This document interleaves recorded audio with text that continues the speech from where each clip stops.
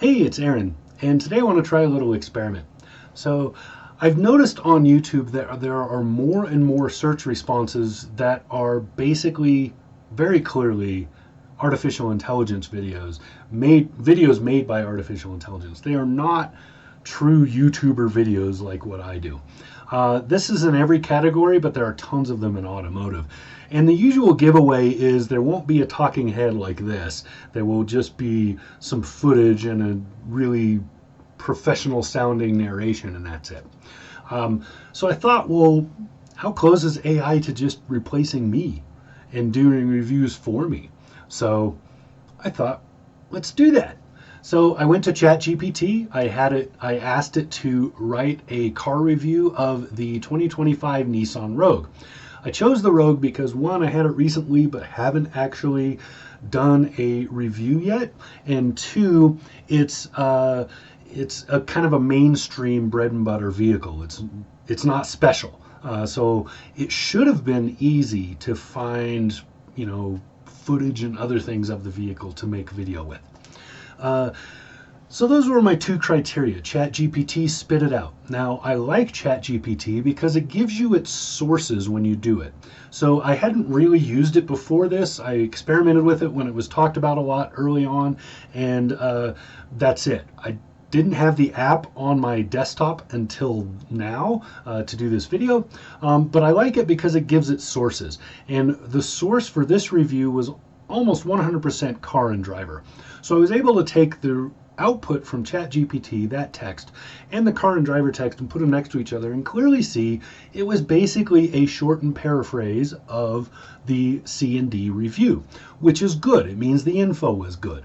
Now, it also means that all of car and driver's opinions were included, more or less, in this one. So it's not a true review, it's just a synopsis of somebody else's review. So there's the first big knock. But the really big knock and the fun part comes when I go to an AI to ask it to make video. I chose this particular one. You'll see their name up in the corner. I chose this particular one because, one, they don't use any copyrighted materials, so there's no copyrighted photos or other things being included here, and I didn't want to do that because this is, in the end, my channel, and I don't want the risk of any of that. And two, because it was true text to video. So all you have to do is put in the text, it makes the video. You don't have to do anything else. And three, totally free. If you put up with a watermark, it's totally free. So that's where this comes from. That's this video. So yeah, without further ado, let's just look at it. I'll stop it and make comments here and there throughout, but trust me, this is very entertaining. The compact SUV segment is more competitive than ever, and Nissan is stepping up its game with the refreshed 2025 Rogue. With new tech and updated... So it needed to find a compact SUV, so what did it go for? A 4-axle Gator. That's hilarious. ...design, and an adventurous new trim. Does it have what it takes to stand out? Let's find out in today's review. At first glance, the 2025 Nissan Rogue looks sharp. So what we're looking at is a generic rendition of basically a Ford F-150 pickup truck standing on some mountain, and it's going to talk about the design of the Nissan Rogue here. I did ask it to put the text on the screen so you can read it and see what it output, what ChatGPT outputted it in particular. Than ever. The new V-Motion grille has been redesigned for a more aggressive stance, and the updated LED headlights give it a sleek, modern appeal. The overall body shape remains familiar, but subtle refinements in the bumper and wheel designs add to its upscale look. Nissan also introduces the Rock Creek Edition, which brings rugged styling elements like all-terrain tires, a tubular roof rack, and exclusive badging. Under the hood, the 2025 Rogue retains its 1.5 under the hood, and then it shows this rusty old jalape's engine. It's just this horrible, very clearly a very old car engine compartment. 5-liter turbocharged 3-cylinder engine, producing 201 horsepower and 225 pound-feet of torque. While it may not be the most powerful in the segment, it offers smooth acceleration and a comfortable ride. The CVT transmission remains, providing efficiency and quiet operation, but some enthusiasts may wish for a more engaging gearbox. Front-wheel drive is standard, but all-wheel drive is available for added traction in rough conditions. Fuel efficiency is another strong point. The Rogue delivers up to 37 mpg on the highway with front-wheel drive, making it a great choice for commuters and road trippers alike. Step inside, and the 2025 Rogue impresses with its upscale and tech-forward. So this is clearly not the Rogue's interior. I'm not even sure what this is. I'm pretty sure it's just a generic rendering of an interior. It's sort of a sports car given the seatbelt placement and the way the back seats are. It doesn't look like a four-door, but it's hilarious. This is very clearly not a Rogue. Interior. Nissan has refined the materials, adding soft touch surfaces and improved seating comfort. Higher trims, like the Platinum, feature quilted leather seats, ambient lighting, and a panoramic sunroof. The centerpiece of the cabin is the 12.3-inch touchscreen infotainment system, now with So if you didn't know, you could think that this is the interior of a Nissan, but it's clearly a much more upscale car. This is some sort of luxury car. I could make guesses, but I'm not 100%, so I'm not going to. But the screen is not a Nissan screen. The tweeters and the columns kind of give a little bit away as to the luxury status. And then they're very careful not to show any insignia on the steering wheel or anywhere else. improved graphics and faster response times.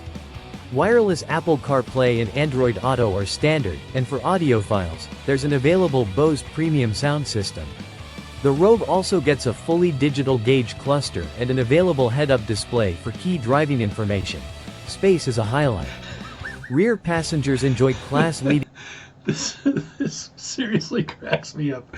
So it talks about it's going to talk about cargo space, which is probably what triggered this particular photo. But it's talking about rear seat legroom, and then it shows a Corvette, which has no rear seat. And then it's talking about the size of the cargo space. Again, Corvette. It really doesn't have cargo space. It's great. Legroom, and cargo capacity remains generous, with 36.5 cubic feet behind the second row and up to 74.1 cubic feet with the seats folded down. Safety is a priority for Nissan, and the Rogue comes loaded with the latest driver assist features. This is hilarious. So then it talks about safety, and it basically shows an ER prep room. All these bandages and medical tape and gauze. The ProPilot Assist 2.1 system now offers hands-free highway driving in certain conditions, making long trips more relaxing.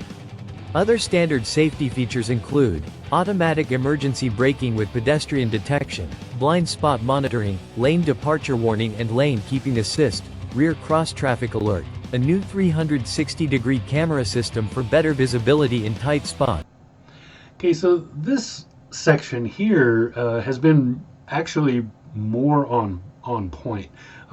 There is enough stock footage for the keywords it was pulling out of this that it could create a coherent video. So this particular section, it's actually fairly usable, especially this generic self-parking stuff. This is from a demonstration I saw several years ago when this was pretty new. There was an aftermarket manufacturer that came up with this rendering in order to showcase how their product worked.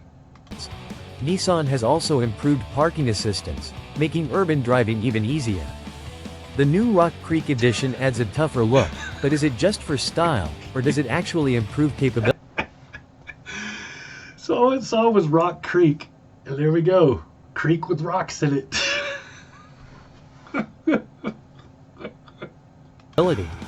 While it features off-road focused tires, hill descent control, and additional driving modes, it still has the same ground clearance as the regular Rogue and lacks skid plates. So while it can handle light off-roading, hardcore adventure seekers may want to look elsewhere. Compared to the Subaru Forester Wilderness or Toyota RAV4. So I'm pretty sure for this one it just said Subaru. Oh yeah, we just need some nature with stacked rocks or something. The kind of stuff that people that own Subarus are into. Or TRD off-road. The Rock Creek Edition leans that's more great. toward rugged styling rather than true off-road performance. The 2025 Nissan Rogue starts at $30,620 for the base S trim, while the fully loaded Platinum trim can reach over $40,000. The Rock Creek Edition is positioned in the mid-$30,000 range, offering adventure-ready styling at a reasonable price. So, is the 2025 Nissan Rogue the right SUV? So that last part, it's generic footage. I've actually seen that clip in a lot of things.